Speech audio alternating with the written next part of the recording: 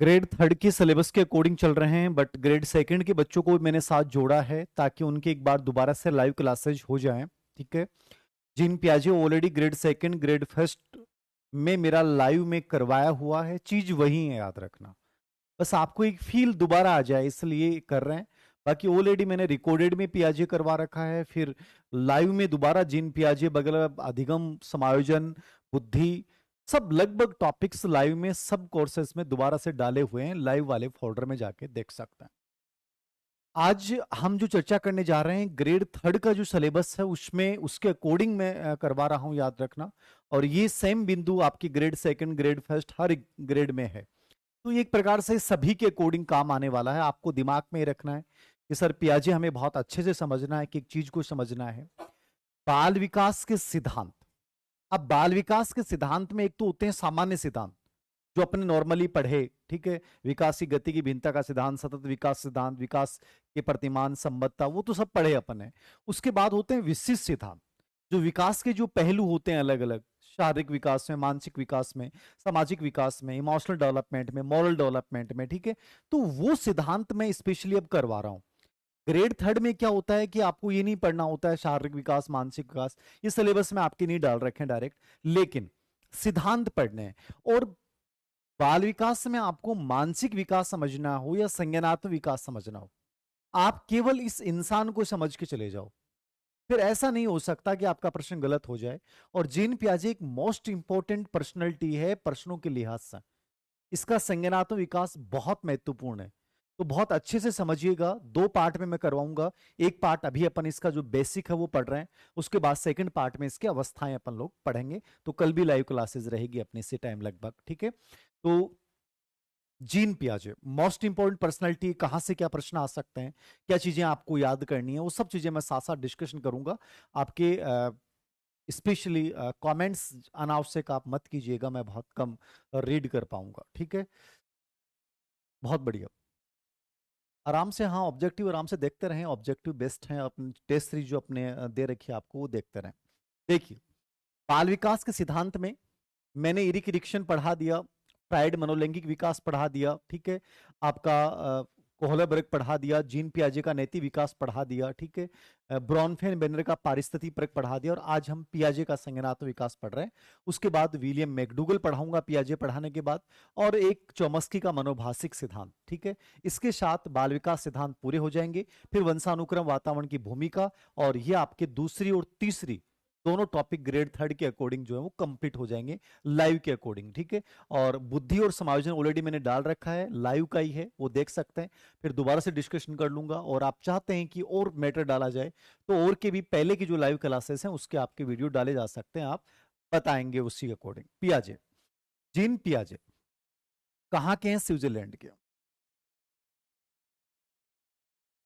ठीक है।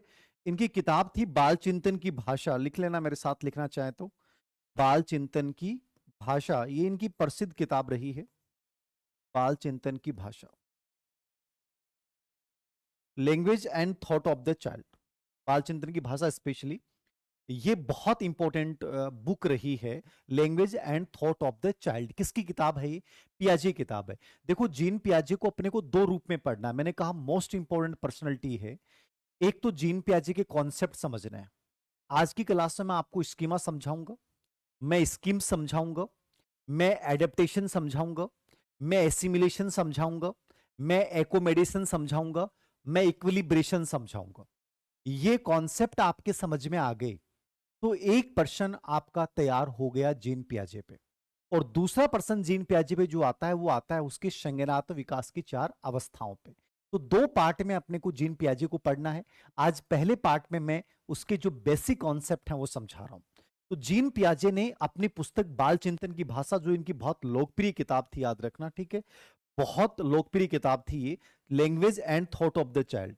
वैसे किताब एक और भी थी, child conception of the world, ये भी आप देख सकते हैं,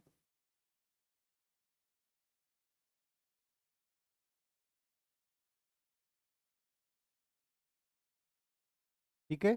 child conception of the world, यानी कि संसार पर बच्चों के विचार, संसार पर बच्चों के विचार, संसार पर बच्चों के विचार, ये मैं बोल रहा हूं उसके साथ लिख सकते हैं जिन बच्चों के मन में रहती है, ये हमेशा नोट्स बनवा दो। संसार पर बच्चों के विचार, बाल चिंतन की भाषा, ठीक है। और इसके अलावा psychology of child, psychology of child एक किताब लिखी थी इन्होंने। Psychology of intelligence, psychology of intelligence, ठीक है। ये इनकी कुछ किताबें हैं, यदि आप देखना चाहें तो आप लिख सकते हैं, लिखना चाहें तो। बट यदि आपको इंपॉर्टेंट ही पढ़ना है तो आप केवल जीन पियाजे की 2 किताबें जरूर देख के जाएं। स्विट्जरलैंड के मनोवैज्ञानिक हैं, याद रखना। और स्पेशली 2 किताबें, एक तो child conception of the world, यानी कि संसार पर बच्चों के विचार, और एक language and thought of the child, ठीक है, बाल चिंतन की भाषा। ये दोनों किताबें इनकी लोकप्रिय हैं। इसके अलावा साइकोलॉजी ऑफ चाइल्ड इन्होंने लिखा है, साइकोलॉजी ऑफ इंटेलिजेंस किताब लिखी है, याद करना चाहें तो। बाकी मेरी राय व्यक्तिगत ये है कि 2 किताबें आप याद करके जाएं, child conception of the world और language and thought of the child. ये इसका जो सिद्धांत है वो बड़ा लॉजिकल माना जाता है। लॉजिकल क्यों माना जाता है? क्योंकि इन्होंने पूरे संज्ञानात्मक विकास, संज्ञानात्मक विकास मतलब मानसिक विकास, बच्चों में कैसे होता है, इसको इन्होंने अपने खुद के बच्चों के ऊपर प्रयोग करके समझाया कि 6 महीने का बच्चा क्या करेगा, 2 साल का बच्चा क्या करेगा, 4 साल का बच्चा क्या करेगा। इसलिए पियाजे का संज्ञानात्मक विकास सिद्धांत सबसे अधिक तार्किक और सबसे महत्वपूर्ण माना जाता है। आप यदि लिखना चाहें तो लिख सकते हैं। इनके बच्चों के नाम थे लॉरेंट, लॉरेंट, लूसिन और जेकलिन, ये इनके बच्चों के नाम थे, याद रखना। इसमें लॉरेंट जो था इनका बेटा था, और ल्यूशिन और जैकलिन क्या थी, इनकी बेटियां थी। तो ल्यूशिन और जैकलिन इनकी 2 बेटी थी, याद रखना, और लॉरेंट इनका बेटा था। और ये आपको एक बड़ा फायदा ये भी मिलता है, मैं बार बार बोलता हूं, साइकोलॉजी में केवल आप ज्ञान प्राप्त नहीं कर रहे हैं, आप कंपटीशन एग्जाम क्रैक करने में फायदा नहीं हो रहा है, आपको फायदा ये भी हो रहा है कि आपको इतनी सारी चीजें सीखने को मिलती हैं भविष्य में, ठीक है ना, जिसको आपको बड़ा फायदा मिलता है। अब अपने बच्चों के नाम आप निकाल सकते हैं, 3 नाम मिल गए आपको, लॉरेंट, ल्यूसिन और जैकलिन। आप अपने बच्चों का नाम भी निकाल सकते हैं, ठीक है। तो आप इसको आराम से देख लीजिए, ठीक है। लॉरेंट, ल्यूशिन और जैकलिन, ये किसके नाम हैं? इनके बच्चों के नाम हैं। सिद्धांत का नाम क्या है? संज्ञानात्मक विकास सिद्धांत। आपसे पूछ ले कॉग्निटिव डेवलपमेंट थ्योरी किसने दी है, बहुत बार प्रश्न आया है, आपको उत्तर करना है कि साहब जीन पियाजे ने संज्ञानात्मक विकास सिद्धांत दिया है। पहला आदमी जिसने संज्ञानात्मक विकास का व्यवस्थित अध्ययन किया। कौन सा अध्ययन किया इन्होंने? संज्ञानात्मक विकास का व्यवस्थित अध्ययन करने वाला पहला इंसान कौन था? पियाजे था। कहां के थे? स्विट्जरलैंड के थे। किताब का नाम क्या है? बाल चिंतन की भाषा। दूसरी किताब क्या है? Child conception of the world, संसार पर बच्चों के विचार। आईसीटी चंपालाल जी करवा रखी है आईसीटी, उसमें बस एक बार एक क्लास हो गई है और एक क्लास कल और ले लूंगा, जिसमें कंप्यूटर में क्या क्या पढ़ना है, कैसे पढ़ना है, बस ये चर्चा होगी ग्रेड फर्स्ट वाले बच्चों के लिए। ओके। ग्रेड सेकंड में सर रेट के वीडियो हैं, वो सब धीरे धीरे अब जो नए रिकॉर्ड हो रहे हैं वो सब डलते जाएंगे। ग्रेड सेकंड में भी, grade Mukesh ji grade second में भी डाल दिया करो वीडियो, जो भी है ना, ये पुराने हटा के नए डालते जा करो। पियाजे संज्ञानात्मक विकास सिद्धांत व्यवस्थित करने वाला इंसान, स्विट्जरलैंड के मनोवैज्ञानिक लॉरेंट ल्यूसिन जैकलिन पे अध्ययन किया है। Child conception of the world और बालचंद्र की भाषा, इसके अलावा साइकोलॉजी ऑफ चाइल्ड और साइकोलॉजी ऑफ इंटेलिजेंस इनकी अन्य किताबें थी। ये तो एक बेसिक इंट्रोडक्शन है जिसको आपको देखना है। इसमें जो काम की बातें वो यही है, संज्ञानात्मक विकास सिद्धांत देने वाले जीन पियाजे, संज्ञानात्मक विकास का व्यवस्थित अध्ययन किसने किया? जीन पियाजे। बच्चों के नाम लॉरेंट, ल्यूसिन, जैकलिन। 2 किताबें बालचिंतन की भाषा और child conception of the world, ये जरूर याद रखना, ठीक है। अरे पियाजे का जन्म कब हुआ, इससे प्रश्न थोड़ी आते हैं प्रियंका, कैसी बात, बच्चों से बातें करते हो। कोई भी साइकोलॉजिस्ट का जन्म नहीं पूछेगा, ना उसकी मृत्यु पूछेगी। आप इन चीजों को इतिहास थोड़ी पढ़ रहे हो कि बाबर का जन्म कब हुआ, अकबर का जन्म कब हुआ, ये पूछेगा, महाराणा प्रताप का जन्म कब हुआ। भजनलाल जी कोर्स में वीडियो नहीं चलते हैं, आपके कोई नेटवर्किंग प्रॉब्लम होगी, हेल्पलाइन में जो नंबर है उस पर आप कॉल कर लेना, वो बता देंगे आपको। ओके, आगे देखिए। अब देखो कुछ मैं बेसिक प्रश्न बता रहा हूं जीन पियाजे के, जो बार बार पूछे जाते हैं। इसकी 5 से 7 बातें जो स्पेशली आपको देखनी है। पहली चीज, संज्ञानात्मक विकास, लिखते जाना मेरे साथ साथ। संज्ञानात्मक विकास लिख लेना चाहे, लिखना चाहें तो। संज्ञानात्मक विकास आरोही होता है, ठीक है, कर्मिक होता है, निम्न से उच्चतर होता है। लिख लेना है, आरोही, क्रमिक, निम्न से उच्चतर, गुणात्मक रूप से भिन्न होता है। ये सब जो पांचों लाइन लिखा रहा हूं ना, सब आए हुए प्रश्न है। यह असतत होता है। संज्ञानात्मक विकास आरोही होता है, किसने कहा है? जीन पियाजे ने, आया हुआ है। कर्मिक सीक्वेंसली चलता है, बढ़ता जाएगा, ऊपर की तरफ जाएगा। निम्न से उच्चतर की ओर होता है, ठीक है। औपचारिक संक्रियात्मक किशोर अवस्था में मैक्सिमम होता जाएगा। गुणात्मक रूप से भिन्न होता है, मात्रात्मक रूप से नहीं होता है कि संज्ञानात्मक विकास को आप मात्रा तो बता सकोगे 2 लीटर कम है, 2.5 किलो ज्यादा है, 5 किलो ज्यादा है। गुणात्मक रूप से भिन्न होगा संज्ञानात्मक विकास। और संज्ञानात्मक विकास सतत नहीं, असतत होता है। क्या होता है? पियाजे, वाइगोत्स्की और जेरोम ब्रूनर इसको सतत मानते हैं। वाइगोत्स्की और जेरोम ब्रूनर इसको सतत मानते हैं, लेकिन पियाजे संज्ञानात्मक विकास को क्या कहता है? असतत कहता है। ये पांचों आए हुए प्रश्न है। आरोही, कर्मिक, निम्न से उच्चतर, गुणात्मक रूप से भिन्न, और संज्ञानात्मक विकास क्या होता है? असतत। किसने कहा है? जीन पियाजे ने। पांचों लाइन याद रख के जाना, मोस्ट इंपॉर्टेंट है। संज्ञानात्मक विकास आरोही होगा, कर्मिक होगा, याद रखना, निम्न से उच्चतर होगा, गुणात्मक रूप से भिन्न होगा, और संज्ञानात्मक विकास असतत होता है, मतलब कि एक निर्धारित समय तक चलेगा और उसमें वेरिएशन आता है कि जो जीन पियाजे बताता 0 से 2 वर्ष में होता है, 2 से 7 में होता है, 7 से 11 में होता है, और फिर 11 से 15-16 वर्ष में ये स्थितियां रहती हैं। तो वो बदलाव की वजह से इसने क्या माना है? असतत माना है। क्या माना है? असतत माना है, ठीक है। आगे देखिए। ओके सर, बुक कब आएगी? बुक का मैंने बताया था ना यूट्यूब पे, 15 तारीख टारगेट है। 15-16 भी हो सकती है, बट 15 लास्ट, 16 आ जाएगा। राजस्थान का आरटी करवा दूंगा, भारत का करवा दिया ना, राजस्थान का आरटी भी करवा देंगे। बहुत छोटा सा है, सिंपल सा है। भारत का आरटी समझ में आ गया तो राजस्थान के आरटी में कुछ भी नहीं है। पहली चीज, ये चार पांचों बातें याद रखनी है। नंबर 2, दूसरी चीज जो इसके अलावा आपको देखनी है, जीन पियाजे क्या कहता है कि बुद्धि जो है, इन्होंने कहा कि बुद्धि क्या है? एक अर्जित योग्यता है। बड़ी बात याद रखना, इन्होंने बुद्धि को क्या माना है? अर्जित योग्यता माना है। और कहते हैं बुद्धि में 2 योग्यताएं होती हैं, एक संगठन, ऑर्गेनाइजेशन, और एक अनुकूलन। बहुत बार ये प्रश्न आ गया, इसको लिख लीजिएगा। पियाजे ने बुद्धि को कौन सी योग्यता कहा है? अर्जित योग्यता कहा है। नॉर्मली अपन बुद्धि जब पढ़ते हैं तो कहते हैं कि साहब बुद्धि जन्मजात होती है, लेकिन पियाजे क्या मानता है? बुद्धि ऑर्गेनाइजेशन एंड एडेप्टेशन, संगठन और अनुकूलन की योग्यता बुद्धि है। ये कौन कहता है? पियाजे। संगठन मतलब, ऑर्गेनाइजेशन का मतलब है उसने बुद्धि को सभी योग्यताओं का एक सामूहिक रूप माना है। और अनुकूलन, एडेप्टेशन में अभी समझाऊंगा आपको, ठीक है। तो बुद्धि को कौन सी योग्यता माना है? अर्जित योग्यता, जन्मजात नहीं माना है। बुद्धि में 2 तत्व कौन से शामिल हैं? Organisation and adaptation. साथ साथ लिख लेना, बुद्धि अर्जित योग्यता है और बुद्धि जो है वो संगठन और अनुकूलन की योग्यता है। दूसरी चीज समझ में आ गई? यहां तक कोई बच्चे को दिक्कत है? बता सकते हैं मेरे को, कोई दिक्कत है? फिर देखना, इन्होंने व्यक्तिक निर्मितवाद दिया है। क्या नाम दिया इन्होंने? ये कहते हैं कि बच्चा ज्ञान का निर्माण स्वयं करता है। ज्ञान का निर्माण स्वयं करता है, सक्रिय होकर करता है, जिसको इन्होंने एक नाम दिया था, निर्माण व खोज का सिद्धांत। ठीक है, आपसे पूछ ले कि निर्माण व खोज का सिद्धांत किसने दिया है, तो आपको याद रखना पियाजे। तीसरी बात जो मैं इस क्लास में भी बता रहा हूं, पहली बात मैंने बताई संज्ञानात्मक विकास क्या से क्या होता है। दूसरी बात मैंने बताई बुद्धि अर्जित योग्यता, जिसमें संगठन अनुकूलन की योग्यता है। तीसरी बात आपको याद रखनी है व्यक्तिक निर्मितवाद, पर्सनल कंस्ट्रक्टलिज्म की जो थ्योरी है वो किसने दी है? पियाजे ने। व्यक्ति निर्मितवाद किसने दिया? आपको उत्तर करना है, पियाजे करना है।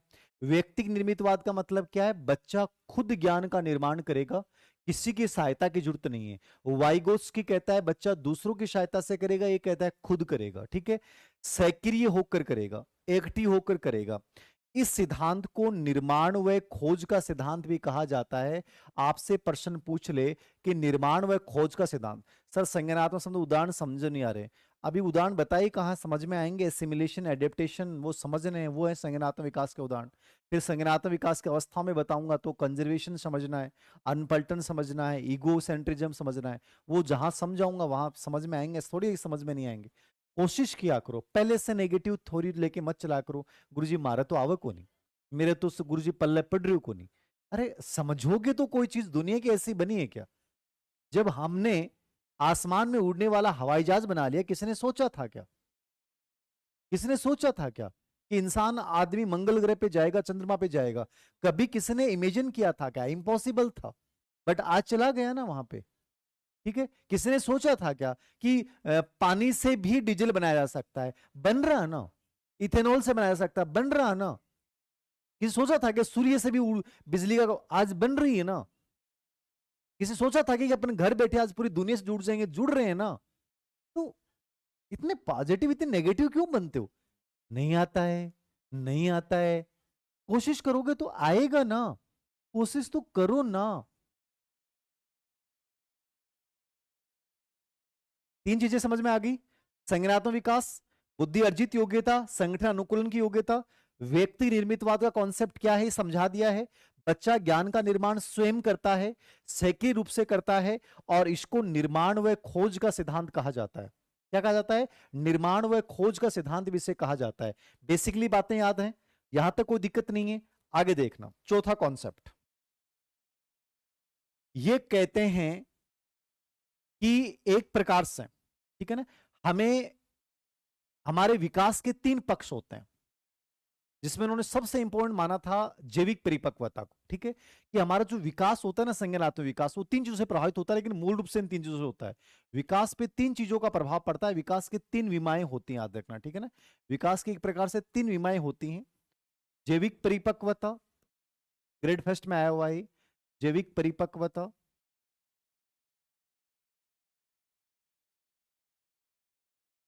भौतिक वातावरण से प्राप्त अनुभव,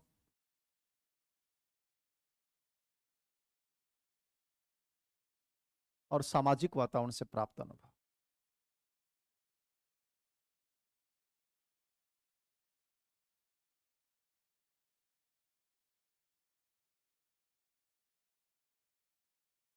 विकास के तीन पक्ष होते हैं, याद रखना। जैविक परिपक्वता, सामाजिक वातावरण से प्राप्त अनुभव, और भौतिक वातावरण से प्राप्त अनुभव। ये तीन विकास की तीन विमाएं बताई हैं। एक प्रकार से विकास की क्या है? तीन विमाएं हैं, याद रखना। जैविक परिपक्वता, भौतिक वातावरण से प्राप्त अनुभव, सामाजिक वातावरण से प्राप्त अनुभव। ठीक है, ये तीन विमाएं किसने बताई हैं? ये जीन पियाजे ने बताई हैं। तो यहां से इकोनॉमिक्स ग्रेड फर्स्ट में एक प्रश्न आया था कि विकास के तीन भाग बताए पियाजे ने। जैविक परिपक्वता को इसने सबसे इंपॉर्टेंट माना। जैविक परिपक्वता मतलब बायोलॉजिकल मेच्योरिटी क्या है? भाई जो वंशानुगत रूप से हम अपने आप मेच्योर हो रहे हैं।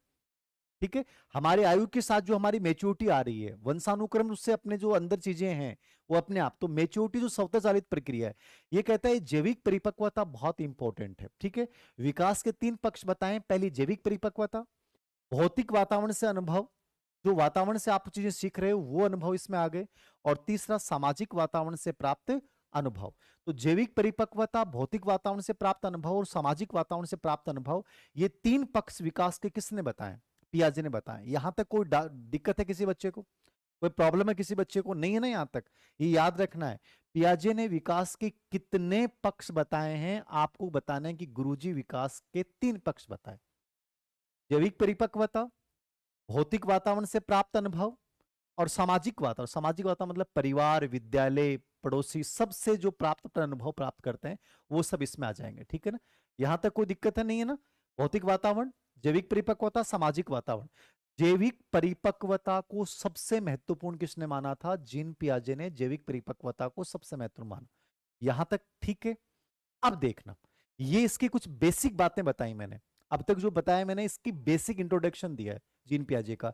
एक इसका स्टेटमेंट याद रखना, वातावरण के साथ संबंध बनाते हुए, इसका कथन था वातावरण के साथ संबंध बनाते हुए, संबंध बनाते हुए समझ का निर्माण करता है। वातावरण के साथ संबंध बनाते हुए समझ का निर्माण करता है। कौन? बालक। ये स्टेटमेंट किसका है? पियाजे का। पियाजे ने कहा था कि बच्चा जब वातावरण के संपर्क में आता है, क्रिया प्रतिक्रिया करता है, तो उसके साथ उसके दिमाग में उसके एक स्कीमा, एक समझ डेवलप होती है। तो ये आया हुआ है ग्रेड फर्स्ट आरपीसी में, तो स्पेशली देख लेना कि बालक वातावरण के साथ संबंध बनाते हुए अपनी समझ का निर्माण करता है। ये कथन किसका है? पियाजे का। क्या स्टेटमेंट था? बालक वातावरण के साथ संबंध बनाते हुए समझ का निर्माण करता है। अभिलाषा, फिजिकल और सोशल इन्वायरमेंट का फर्क ही होता है। जैसे ठंडी और गर्म जलवायु का फर्क पड़ता है। ठंडी जलवायु में मानसिक विकास अच्छा होता है, गर्म जलवायु में नहीं होता है। ठीक है ना? तो ये फिजिकल इन्वायरमेंट होता है। सोशल इन्वायरमेंट में परिवार है, आपका स्कूल का इन्वायरमेंट है, आपके दोस्त हैं, आपके समूह हैं, वो सब सोशल इन्वायरमेंट में आता है। ओके, कोई दिक्कत नहीं है। अब मैं इसके बेसिक कॉन्सेप्ट समझाऊंगा, ठीक है? आराम से समझना, बड़ा मजा आएगा, ऐसा नहीं है कि समझ में नहीं आएगा। एक तो ये समझना स्कीमा क्या है। स्कीमा पे बहुत प्रश्न आते हैं। पियाजे ने स्कीमा शब्द का प्रयोग किया है। अब स्कीमा आज के बाद ये नहीं होना चाहिए गुरुजी स्कीमा समझ में नहीं आया। स्कीमा क्या है? देखिए, स्कीमा पे बहुत सारे प्रश्न आए। आप एक नॉर्मल भाषा में ये समझ लो कि गुरुजी स्कीमा क्या है। स्कीमा ये है कि अपन वातावरण की कोई भी चीज को देखते हैं। आप घर से बाहर निकले, आपने कोई भी चीज को देखा, उस वस्तु को आपका देखना, उसका प्रत्यक्षीकरण करना और उस वस्तु के बारे में एक समझ बनाना, ये सब स्कीमा है। कोई भी चीज के बारे में, कोई वस्तु के बारे में, किसी भी कार्य के बारे में आप जितनी इंफॉर्मेशन लेते हैं, आप जितनी सूचनाएं इकट्ठी करते हैं, वो सब आपकी स्कीमा है। मतलब कि वातावरण में कोई भी वस्तु को जानने की शक्ति, पहचानने की शक्ति, समझने की शक्ति, उसके बारे में सूचनाओं को इकट्ठा करने की शक्ति क्या कहलाती है? स्कीमा। आप मेरे से पढ़े और वो सूचना बन गई, वो स्कीमा बन गई। आपने किसी किताब में कोई चीज टॉपिक पढ़ा, वो भी आपके माइंड में स्कीमा बन गई। मतलब हम जो भी लोगों के साथ बिहेवियर करते हैं, व्यवहार करते हैं, वो भी हमारी एक स्कीमा है। हम जितनी सूचनाएं इकट्ठी कर रहे हैं, वो भी हमारी स्कीमा है। हम जिंदगी में समस्याओं का समाधान कर रहे हैं, वो स्कीमा ही कर रही है। तो एक प्रकार से हमारा बुद्धि का एक खंड है, हमारा एक मानसिक खंड है, जिनसे हम जीवन में आने वाली हर चीज को जानते हैं, पहचानते हैं, समझते हैं। ये सब हमारी कौन करती है? स्कीमा। बताइए, स्कीमा समझ में आया कि नहीं आया? मतलब एक नॉर्मल भाषा में ये समझ लो, स्कीमा के द्वारा अपन सब कुछ करते हैं। स्कीमा अपनी एक मानसिक संरचना की इकाई है, हमारा बुद्धि का एक खंड है, जिसके द्वारा वातावरण स्थित वस्तुओं को जानना, पहचानना, समझना, ये सब स्कीमा करवाता है। हाँ, मानसिक सूचनाओं का पैकेट आप स्कीमा बोल दो, सूचनाओं की संगठित संरचना स्कीमा बोल दो, व्यक्ति या वस्तु के साथ व्यवहार करने का तरीका स्कीमा बोल दो। ये व्यवहारिक तरीका भी हो सकता है, मानसिक तरीका भी हो सकता है।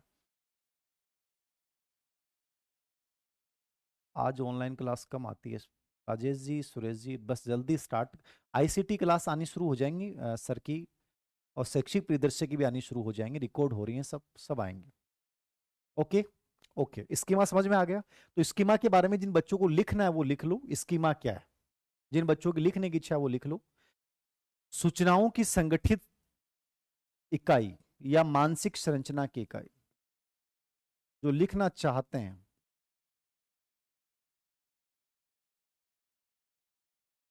ठीक है, सूचनाओं का संगठित संरचना।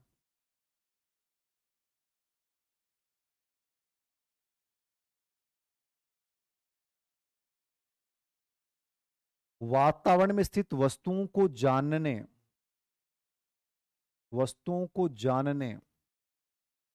पहचानने, प्रत्यक्षीकरण करने, वह अंतः क्रिया की शक्ति। मानसिक संरचना की इकाई, सूचनाओं की संगठित संरचना, वस्तुओं को जानने, पहचानने व अंतः क्रिया करने की शक्ति। मतलब एक प्रकार से ये तीन मेन चीजें हैं। ताकि हम किसी के साथ व्यवहार करते हैं, व्यवहार का तरीका, आप जो भी व्यवहार करोगे ना, उस व्यवहार का जो तरीका है ना आपका, वो भी एक प्रकार से क्या है? वो भी स्कीमा है। ठीक है, ये व्यवहारिक स्कीमा भी बोलते हैं इसको, व्यवहारिक स्कीमा। व्यवहारिक स्कीमा में अपन किसी से हाथ जोड़ रहे हैं, नमस्कार कर रहे हैं, वो अपनी व्यवहारिक स्कीमा है। और एक होती है मानसिक, जब अपन किसी के साथ वाद विवाद कर रहे हैं, तार्किक वाद विवाद कर रहे हैं, वो हमारी मानसिक स्कीमा है। तो स्कीमा का कॉन्सेप्ट समझ में आया है कि नहीं है? बड़े इजी वे में समझना, दोबारा समझा रहा हूं। हमारा बुद्धि का खंड, आप ये मान लो कि ये बुद्धि का खंड है ये, ठीक है ना? ये बुद्धि का खंड है ये। मानसिक संरचना की इकाई, सूचनाओं की संगठित संरचना, वस्तुओं को जानने, पहचानने और अंतःक्रिया करने की शक्ति, व्यवहार करने का एक तरीका, दो प्रकार का व्यवहारिक स्कीमा, मानसिक स्कीमा। व्यवहारिक स्कीमा ये होती है जैसे कि मैंने आपके साथ नमस्कार किया, सर नमस्ते, ठीक है, हैंडशेक किया, ठीक है, अपन गले मिल रहे हैं। अपन जो व्यवहारिक बोलने के माध्यम से फिजिकली जो अपन व्यवहार कर रहे हैं वो व्यवहारिक स्कीमा होती है। मानसिक स्कीमा क्या है? अपन किसी के साथ वाद विवाद कर रहे हैं, तार्किक बातें कर रहे हैं, ठीक है, चिंतन कर रहे हैं, मनन कर रहे हैं, हमारी मानसिक स्कीमा है, ठीक है। अब यहाँ से प्रश्न ये आते हैं, सूचनाओं का संगठित पैकेज, बुद्धि का मानसिक खंड, वातावरण में स्थित वस्तुओं को जानने, पहचानने, समझने की शक्ति, व्यवहार करने का तरीका, ये सब क्या है? स्कीमा है। समझ में आ गया? मतलब हम जो भी क्रिया करते हैं वो सब स्कीमा के माध्यम से होता है। एक शब्द और आता है, स्कीम्स, ये भी नोट कर लेना। स्कीम्स क्या होता है? देखिए, स्कीम्स का मतलब ये होता है, स्कीमा पे ही प्रश्न आते हैं, स्कीम्स पे आते नहीं है, बट फिर भी गुरुजी माने बताओ स्कीम्स क्यों है? तो स्कीम्स क्या होता है? व्यवहार जो होते हैं ना हमारे, उन कुछ व्यवहार ऐसे होते हैं जिनको हम प्रतिदिन दोहराते हैं। मतलब उनको करने के लिए हमें सोचना नहीं पड़ता कि यार मुझे सो करना है, मुझे नहाना पड़ेगा, खाना पड़ेगा, पानी पीना पड़ेगा। मतलब कुछ व्यवहार ऐसे हैं हमारे दिन प्रतिदिन को, जिनको हम यूं ही कर लेते हैं, जिनके करने के लिए हमें सोचना नहीं पड़ता ना, वो सब हमारे स्कीम्स बन जाते हैं। क्या बन जाते हैं? वो हमारे स्कीम्स बन जाते हैं। मतलब व्यवहारों का एक संगठित पैटर्न जिसको आप प्रतिदिन दोहराते हो, वो स्कीम्स कहलाएंगे। समझ में आया कि नहीं आया? भाई, स्कीमा तो वातावरण की हर चीज ने जानने और पहचानने की शक्ति है। बुद्धि को एक खंड है आपनो, कोई भी सूचना प्राप्त करा बस सब स्कीमा बन जा। और स्कीम्स के हुए है कि कोई भी व्यवहारों का एक ऐसा पैटर्न, व्यवहार का ऐसा पैटर्न जिसको लिखना चाहें तो लिख लें, व्यवहारों का ऐसा पैटर्न जिसको हम प्रतिदिन दोहराते हैं। व्यवहारों का ऐसा पैटर्न जिसको हम प्रतिदिन दोहराते हैं, वो स्कीम्स कहलाता है। जैसे नहाना, जैसे खाना खाना, जैसे कपड़े पहनना, ये सब हमारे स्कीम्स हैं। समझ में आ गया? स्कीम्स क्या हैं? व्यवहारों का संगठित पैटर्न जिसको हम प्रतिदिन दोहराते हैं, वो क्या कहलाएगा? हमारा स्कीम्स कहलाएगा। ओके, कोई दिक्कत है? ममता जी, आपकी पहली क्लास है, बहुत बधाई आपको।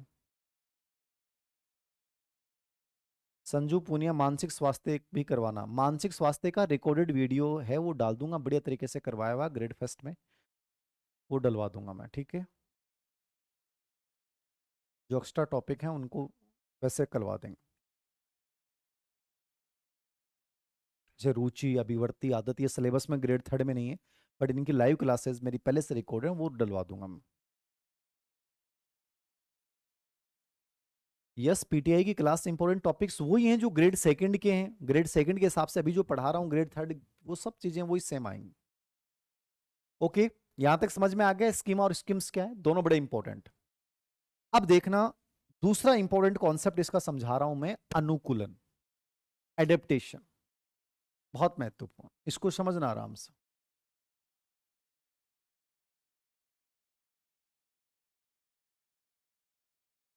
एडेप्टेशन क्या, अनुकूलन क्या है? बहुत बार प्रश्न आता है कि पियाजे ने बुद्धि को संगठन अनुकूलन की योग्यता कहा है। अब अनुकूलन, एडेप्टेशन क्या है? अनुकूलन अर्जित योग्यता है कि जन्मजात योग्यता है? अनुकूलन के बारे में आप ये मानता है कि ये जन्मजात योग्यता है। कौन सी योग्यता है? जन्मजात। वातावरण के साथ जो भी, वातावरण के साथ जो भी क्रिया प्रतिक्रिया करते हैं, वातावरण के साथ जो भी क्रिया प्रतिक्रिया करते हैं वो अनुकूलन है।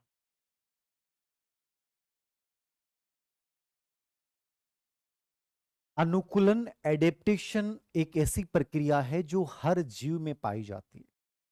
वो जैसे ही वातावरण के संपर्क में आएगा तो उस वातावरण के अनुसार अपने आप को बनाने के लिए जो भी क्रिया करता है, रिएक्शन प्रतिक्रिया करता है, ठीक है, वो सब जो है वो सब एडेप्टेशन है। कि भाई ये इन्वायरमेंट है, इस इन्वायरमेंट के अकॉर्डिंग मुझे अपने आप को बनाना है, तो मैं कैसे बनाऊंगा? तो ये मैं अनुकूलन एडेप्टेशन की प्रक्रिया से अपने आप को बनाता हूं, ठीक है। तो यहां तक कोई दिक्कत आ रही है किसी को? अरे आईसीटी लालाराम जी करवा तो दियो यार। जयपुर में कौन सी जगह क्लास होगी? एक जगह आपको बता दी जाएगी, सेपरेट होगी, पर्सनल जगह रहेगी, पर्सनल कोई भी हॉल वगैरह में एडजस्ट कर लेंगे, कहीं भी बता दूंगा।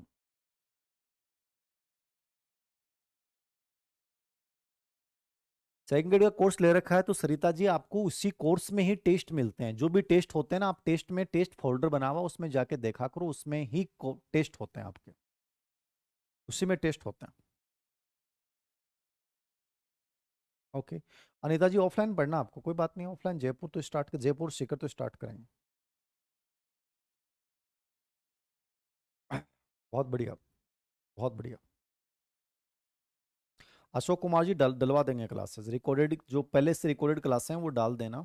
बुद्धि अधिगम की रिकॉर्डेड क्लासेस हैं वो लाइव वाली डाल देना चाहिए। एक बार डाल दो फिर लाइव होती रहेगी, कोई दिक्कत नहीं। ओके, ये समझिएगा, ठीक है। अनुकूलन जन्मजात योग्यता है। वातावरण के साथ अपन जो क्रिया और प्रतिक्रिया करते हैं वो सब अनुकूलन है। अपन कई बार कहते हैं ना कि जैसे बाहर से आए अपन, आते हैं ना बाहर से आए, ठीक है, तो अपन रोशनी में आए और कमरे में अंधेरा था, तो एक बार लगेगा अरे यार कितना अंधकार है। फिर जैसे उस कमरे के अंतर्गत अपन 10 मिनट बैठते हैं तो एडेप्टेशन अनुकूलन हो जाता है, वो एकदम सही लगने लग जाता है, ठीक है ना। तो ये एडेप्टेशन अनुकूलन मतलब ये अपने आप हम करते हैं, उस जैसा एनवायरनमेंट होता है उसके अकॉर्डिंग हम बनाने की कोशिश करते हैं। ये अनुकूलन मूल शब्द है। अनुकूलन की प्रक्रिया स्पेशली दो चरण इसमें होते हैं, वैसे मूल रूप से तीन होते हैं। अनुकूलन की प्रक्रिया में तीन चीजें आपको समझनी है, इनको बहुत अच्छे समझना। एग्जाम्पल समझना, लिखो तो लिख लेना, बाकी कोई मतलब समझने वाली चीज है। एक तो आता है शब्द आत्मीकरण। आत्मीकरण इसको इंग्लिश में बोलते हैं एसिमिलेशन, ठीक है। शात्मीकरण भी इसको बोल सकते हैं, बस समझ लेना इनको और कुछ नहीं। आत्मीकरण, एसिमिलेशन, शात्मीकरण। एक आता है समंजन, समायोजन, व्यवस्थापन, एकोमोडेशन।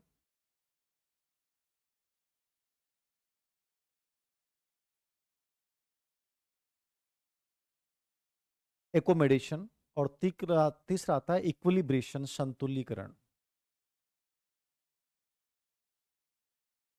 इसको साम्य धारण भी बोल सकते हैं अपन, इक्विलिब्रेशन।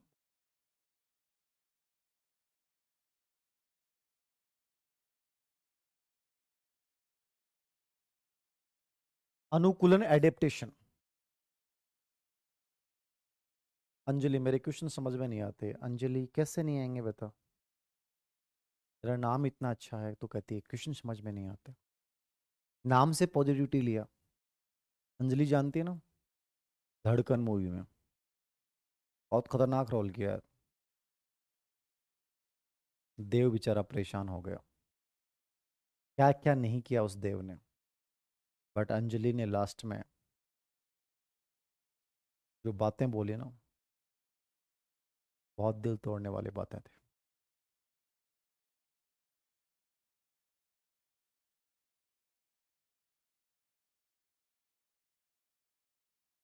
ध्यान देना, बुक का कन्फर्म कन्फर्म बताओ। कन्फर्म तो कोई चीज़ को नहीं यार, कन्फर्म ये भी नहीं है कि अपन अगले पल क्या होगा, अपन हैं कि नहीं है, कोई नहीं जानता।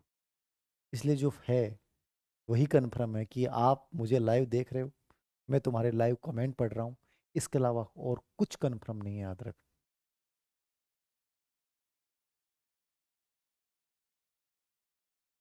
टेस्ट देती हूँ तब पता नहीं सारे रॉन्ग हो जाते हैं। अंजलि बावड़ी ऐसा के काम करे बता, ध्यान कट रहे तेरे, ऐ थोड़ी होया करे पढ़िया बाद में सगड़ा ही प्रश्न रॉन्ग हो जाए।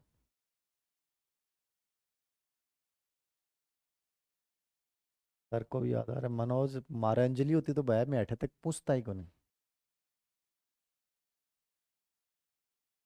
सुमन टेस्ट मिलेंगे, टेस्ट फोल्डर इनके टेस्ट फोल्डर बनाए हुए हैं क्या अलग से? कोर्स में दिखा दो कि टेस्ट फोल्डर जो सब कोर्स इन्होंने ले रखा है उनको टेस्ट अपन फ्री देते हैं, बनाया हुआ है, देखते नहीं है, प्रॉब्लम ये है इनकी। सर तो क्या करें, कुछ मत करो, बस पढ़ाई करो अंजलि, तुम तो देखा जाएगा, समझना इनको। अनुकूलन एडेप्टेशन एक जन्मजात प्रक्रिया है, वातावरण के साथ जो क्रिया प्रतिक्रिया करते हैं वो अनुकूलन है, एडेप्टेशन है, ठीक है। इसमें सबसे पहली प्रोसेस होती है आत्मीकरण, एसिमिलेशन। बहुत प्रश्न आता है इन पे, बहुत प्रश्न आता है। आज के बाद प्रश्न गलत नहीं होने चाहिए। एसिमिलेशन क्या है, आत्मीकरण क्या है, समंजन समायोजन व्यवस्थापन एकोमोडेशन क्या है, और इक्विलिब्रेशन संतुलीकरण साम्य धारण क्या है, समझिएगा। एसिमिलेशन, आत्मीकरण, सात्मीकरण क्या है? देखिए, आत्मीकरण, एसिमिलेशन या सात्मीकरण एक ही शब्द है तीनों। मैंने कोई चीज को सीख रखा है, कोई चीज को मैंने जान रखा है, और जिस चीज को मैंने जान रखा है उसकी स्कीमा मेरे दिमाग में है। भाई आपने किसी चीज को देखा, किसी चीज को जाना, तो उसकी एक स्कीमा आपके दिमाग में बनी हुई है, ठीक है, ढांचा बना हुआ है। अब जैसे ही कोई दूसरी चीज आपके सामने आई, आपने तो कोई चीज सीख रखी थी, अब दूसरी चीज आपके सामने आई, तो जो नई चीज आपके सामने आई उसको आपने पहले से मौजूद, ये तो आपके पास पहले से थी ये, ठीक है, और ये जो बी चीज है ये आपके सामने नई आई, तो इस बी को आपने क्या किया, इस ए में जोड़ दिया, बी ए में जुड़ गया, प्रधान ए रहा। या आप ये मान लीजिए, ए आपके पास ज्ञान है, पहले से मौजूद ज्ञान है, और बी आपके सामने एक समस्या है। इस समस्या का समाधान, बी समस्या का समाधान जब ए से कर रहे हो तो ये एसिमिलेशन है, यानी पूर्व ज्ञान की सहायता से वर्तमान समस्या का समाधान कर देना, या पूर्व ज्ञान में नवीन सूचनाओं को समाहित कर लेना, जोड़ लेना। अपन बहुत बार कहते हैं कि विदेशी लोगों ने भारतीय संस्कृति को आत्मसात किया, मतलब भारतीय संस्कृति वैसी की वैसी रही, उसमें कोई फर्क नहीं आया, वो हमारी कल्चर में समा गए। तो जो पहले से मौजूद है वो प्रधान है, वो ऊपर है, और जो नई चीजें आ रही हैं वो उसमें जाके मिल जाती हैं। इसको अपन एसिमिलेशन बोलेंगे, आत्मीकरण बोलेंगे, इसको अपन सात्मीकरण बोलेंगे। आईसीटी के लिए क्या देखना पड़ेगा? आईसीटी ग्रेड थर्ड की बात कर रहे हैं क्या? ग्रेड थर्ड में तो आईसीटी की वीडियो डलेंगे, आईसीटी का वीडियो डलेंगे, अभी आया नहीं है। ओके, आत्मीकरण, एसिमिलेशन, सात्मीकरण समझ में आ गया? समझ में आ गया आत्मीकरण? पहले से मौजूद ज्ञान की सहायता से नवीन समस्या का समाधान कर देना, पहले से जो मौजूद ज्ञान है उसमें नवीन सूचनाओं को डाल देना, ये आत्मीकरण है। ये जो देख रहे हैं आप समंजन, ठीक है, इसमें क्या होता है, परिवर्तन होता है। आप इतना सा वर्ड याद रखना बस, परिवर्तन। जब पहले से मौजूद कोई चीज है, मतलब मेरे पास ए ज्ञान था और जैसे ही बी आया, तो ए में जो परिवर्तन आएगा ना वो एकोमोडेशन है, यानी इसमें परिवर्तन नहीं है, इसमें ए में नई चीजें डलती जाएंगी, लेकिन समंजन में चेंज है, यानी यहां पहले से मौजूद ज्ञान में परिवर्तन करते हुए नई स्कीमा डेवलप कर लेना। यहां पूर्व स्कीमा प्रधान है, उसमें कोई फर्क नहीं पड़ेगा, बट यहां पूर्व स्कीमा में जब चेंज हो जाएगा, परिवर्तन हो जाएगा, स्कीमा जब बदल जाएगी, स्कीमा में जब परिवर्तन होगा ना, उसको अपन समंजन बोलेंगे। और जो इक्विलिब्रेशन होता है ना, संतुलीकरण, ये इन दोनों के बीच की स्थिति है। ये आत्मीकरण और समंजन समायोजन व्यवस्थापन के बीच की स्थिति है। जब इन दोनों में संतुलन स्थापित अपन करते हैं तो वो इक्विलिब्रेशन कहलाता है। अब एक एग्जाम्पल समझिएगा, कुछ नहीं है। आत्मीकरण में आप लिखना चाहो तो क्या लिखोगे? पूर्व ज्ञान की सहायता से, आत्मीकरण में लिखना चाहो तो पूर्व ज्ञान की सहायता से नवीन समस्या का समाधान कर देना। पूर्व ज्ञान की सहायता से नवीन समस्या का समाधान कर देना। पूर्व ज्ञान में नवीन सूचनाओं को जोड़ लेना। जो पहले से मौजूद है उसमें नई जानकारी को जोड़ लेना, यह आत्मीकरण है। समझन में क्या लिखोगे? पूर्व स्कीमा में, पूर्व ज्ञान में परिवर्तन करते हुए नवीन स्कीमा विकसित करना। जब पहले से मौजूद ज्ञान में नवीन ज्ञान के आने पर परिवर्तन जो होता है वो समंजन है, वो समायोजन है। और संतुलीकरण आत्मीकरण और समंजन में संतुलन स्थापित करते हुए सही स्कीमा विकसित करना है संतुलीकरण। अब समझ लो, एग्जांपल समझ में आ जाएगा। मैथ्स के मेथड की अपनी अवनी की किताब आती है, वो पढ़ लो। समग्र बुक तो बंद कर दी, अब तो नई आएगी थर्ड ग्रेड की, वो ले लेना बस। फर्स्ट ग्रेड के लिए आईसीटी पढ़ना है तो सुमन अपने फर्स्ट ग्रेड के कोर्स में डाल रखा ना। ध्यान देना, समझना। एक लड़की है छोटी सी, और वो है आंध्र प्रदेश की। और आंध्र प्रदेश की लड़की राजस्थान में आई घूमने के लिए, और वो चूरू जिले में गई। चूरू में जैसे ही गई तो उस लड़की ने एक ऊंट को देखा। किसको देखा? ऊंट को। अब समझना, ये आत्मीकरण, समंजन, एकोमोडेशन कैसे होता है। उस लड़की ने आज तक ऊंट को देखा ही नहीं था, आज तक नहीं देखा उसने।